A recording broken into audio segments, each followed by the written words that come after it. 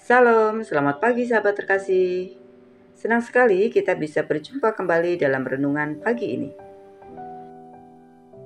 Hari ini kita akan merenungkan sebuah ayat yang penuh kuasa dan pengharapan dari Yohanes 11 ayat 25 sampai 26. Mari kita membaca bersama-sama. Jawab Yesus, "Akulah kebangkitan dan hidup. Barang siapa percaya kepadaku, ia akan hidup walaupun ia sudah mati. Dan setiap orang yang hidup dan yang percaya kepadaku tidak akan mati selama-lamanya. Percayakah engkau akan hal ini?"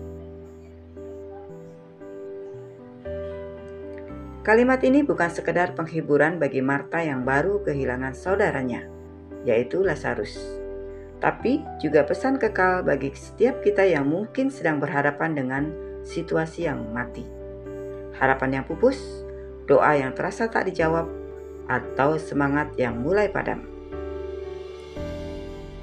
Sahabat terkasih, mari kita masuk sejenak di suasana kisah ini. Lazarus, sahabat Yesus, sakit dan akhirnya meninggal. Marta dan Maria menunggu Yesus datang, tapi Yesus baru tiba 4 hari setelah Lazarus dikuburkan. Terlambat, kata manusia. Terlambat, kata hati yang berduka. Marta pun berkata, "Tuhan, sekiranya Engkau ada di sini, saudaraku pasti tidak mati." Berapa banyak dari kita yang pernah berkata hal serupa? "Tuhan, kalau saja Engkau menjawab lebih cepat.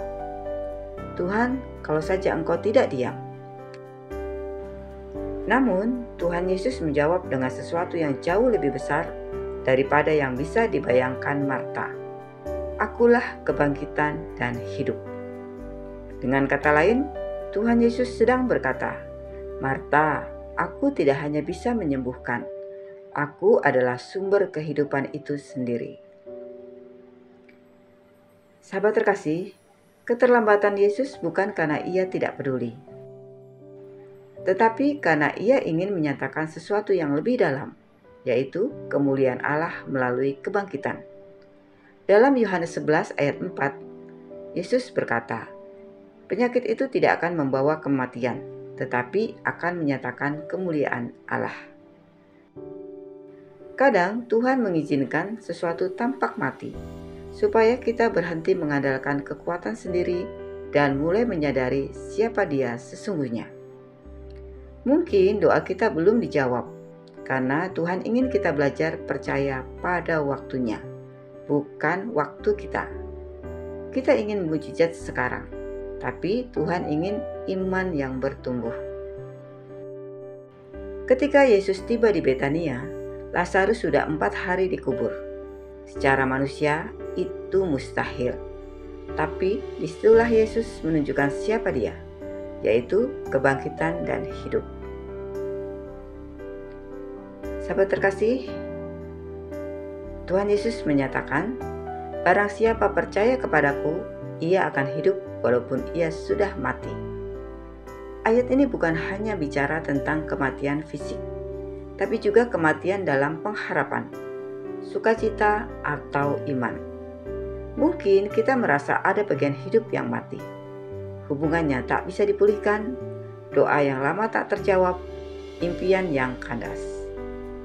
Tetapi Yesus berkata, "Aku adalah kebangkitan itu." Artinya, Dia bisa menghidupkan kembali apapun yang telah mati.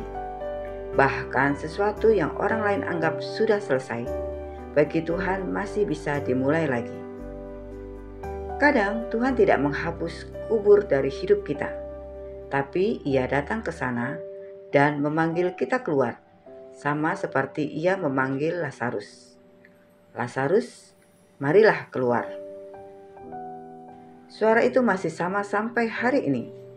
Yesus masih memanggil kita keluar dari kubur keputusasaan, kubur luka batin, kubur rasa bersalah, kubur ketakutan.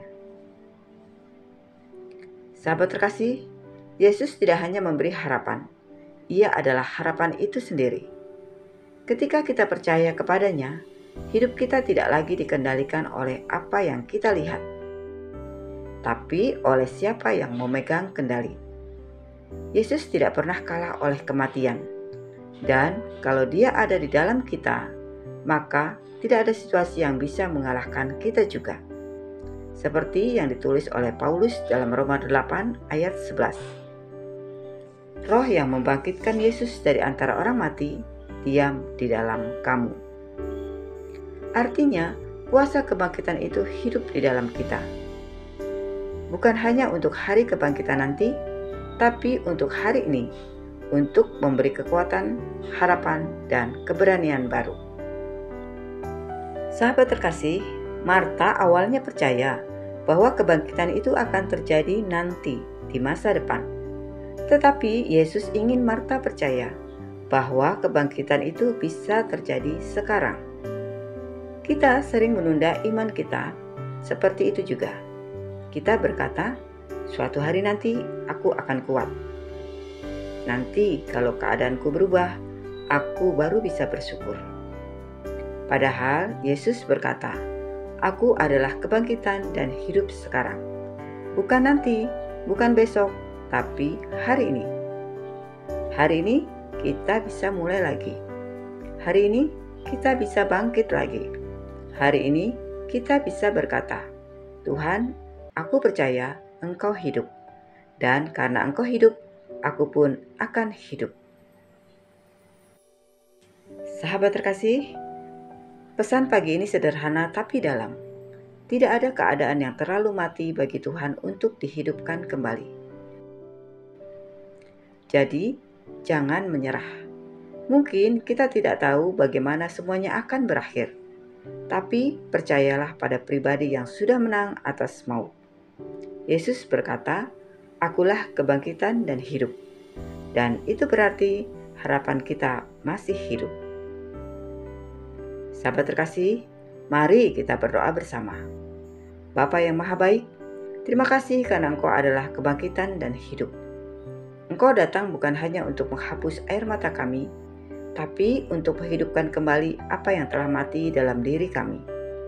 Hari ini kami serahkan setiap bagian hidup kami di dalam tangan-Mu. Impian yang runtuh, doa yang lama menunggu jawaban, hati yang lelah, kami percaya Engkau sanggup membangkitkan kembali semuanya. Jadikan pagi ini awal yang baru, penuh dengan harapan yang hidup di dalam Engkau. Dalam nama Tuhan Yesus Kristus, kami berdoa dan mengucap syukur. Amin. Sahabat terkasih, terima kasih sudah bersama-sama dalam renungan pagi ini. Jika renungan ini memberkatimu, jangan lupa untuk klik like, komen, share, dan subscribe ya, supaya semakin banyak orang dikuatkan oleh firman Tuhan. Sampai jumpa di renungan pagi berikutnya. Selamat beraktivitas. Tuhan Yesus memberkati.